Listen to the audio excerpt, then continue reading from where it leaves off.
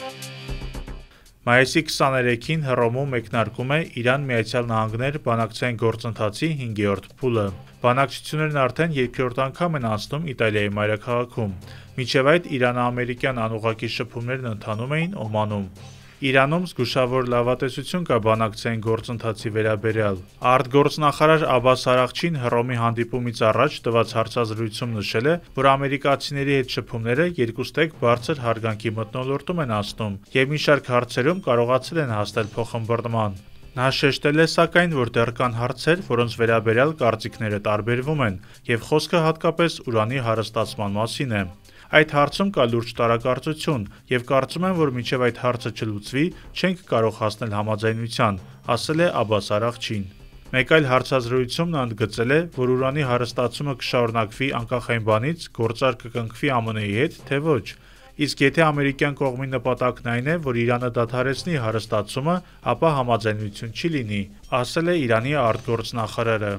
ԱՄՆ-ի հետ բանակցություններում Թեհրանը բազմիցս բարձրաձայնել է իր դիրքորոշման մասին, որ չի կարող հրաժարվել միջուկային օբյեկտներից եւ ուրանի հարստացումից, եւ այն պատրաստվում է օգտագործել բացառապես խաղաղ նպատակներով, առողջապահությունից մինչեւ գյուղատնտեսություն։ Թեհրանը նաեւ հայտարարում է, որ միջուկային զենք ստեղծելու մտադրություն չունի եւ ապագայում էլ չի դիմելու նման քայլի։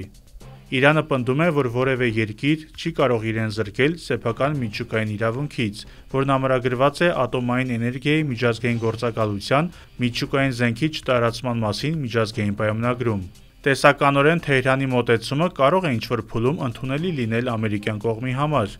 Չնայած Միացյալ Նահանգների նախագահ Դոնալդ Թրամփը սուր շեշտադրումներով էր հայտարարել Թեհրանի հետ երկխոսություն սկսելու մտադրության մասին, բայց նաև առանցքային էր համարել Իրանի հենց միջուկային զենք ունենալու անթույլատրելիությունը։ Ըստ էության այս խնդրին համաձայն են նաև Իրանում։ Այնուամենայնիվ իրանա-ամերիկյան բանակցություններում խաղադրույքները մեծ են, խնդիրները շատ։ Իրանական աղբյուրները պնդում են, որ Իսրայելը փորձում է սաբոտաժի ենթարկել իրանա-ամերիկյան բանակցային գործընթացը, քանզի խիստ դժգոհ է ընթացիկ դինամիկայից։ Նման կարծիքների համար հավելյալ պատճառ է դարձել վերջերս ամերիկյան որոշ աղբյուրների տարածած հետախուզական տվյալները, ըստ որոնց Իսրայելը պատրաստվում է հարվածել Իրանին, հատկապես նրա միջուկային օբյեկտներին։ Դեռ հայտնի չէ, թե արդյոք Իսրայելում Իրանին հարվածներ հասցնելու վերաբերյալ հասել են վերջնական որոշման, թե ոչ։ Ըստ CNN-ի, Իրանի խնդրում Իսրայելի եւ ԱՄՆ-ի դիրքորոշումները տարբերվում են։ Միջազգային մի շարք լրատվամիջոցներում հնչում է տեսակետ, որ խնդրի շուրջ վերջնական որոշումը կարող է կախված լինել